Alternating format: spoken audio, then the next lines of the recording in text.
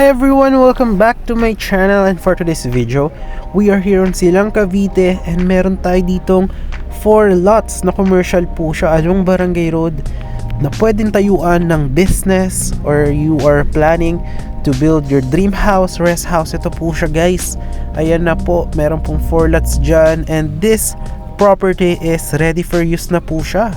Ayan, ito po pinapakita ko yung aerial shot ng ating property. Ayan. So this is a gated property with amenities po siya, multi-purpose hall, parks and playground, and makita nyo po dyan, kompleto po yan with drainage. Meron na po siyang lines for water and electricity. So ayan po. And ayan na mismo guys, ang lapit niya lang sa Tagaytay and very near din siya sa Hacienda Mall. Ayan o, makikita nyo. And very near din po siya. Ito na yung property mismo o. Ayan o. Tapos ito na yung Aguinaldo Highway. Ayan o. Ayan. That's the Aguinaldo Highway. So from the highway, it's just around 2 minutes. To Hacienda Mall is just around 5 minutes. No? Sikat na mall po yan dito. And masarap po tsumibog dyan and mag-shopping ng mga... Meron po dyang Nike, meron pong bilihan ng mga bag, fashion, and to Tagaytay Rotondo is just around 10 minutes. Meron din po dyan nakatabi na gasolinahan dyan sa Hacienda Mall, yung Shell po.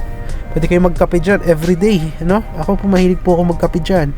And ito po, katabi nyo lang din yung Balin sa Sayaw, Silang, may Jollibee na rin po dyan, and abot po to ng Shopee, Lazada, Lalamove. Yan, kung mahilig po kayong mag-order online.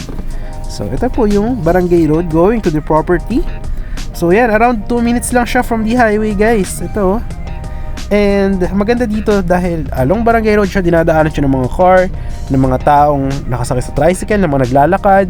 So, if you are planning to build a business, is maganda rin pong tayuan ito. And, if you are planning to build a rest house or yung dream property mo, maganda itong lot na ito. Dahil, no required house design po tayo. So, pwede kayo magpagawa sa contractor nyo or dito po sa contractor ng developer. So, ayan po yung kagandahan ng ating property. And now, ipapakita ko naman sa inyo yung mga ibang owner na nagpagawa na ng house nila para makita nyo din yung mga design ng house nila. May mga bungalow, may mga second floor, may third floor.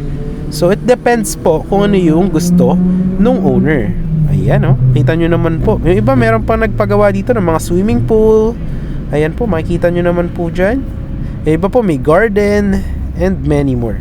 So yun guys, message nyo na sa Viber, WhatsApp. This is all for cash payment po with big discounts po tayo, no? For this 4 lots po. And pwede po siya i-transfer the title.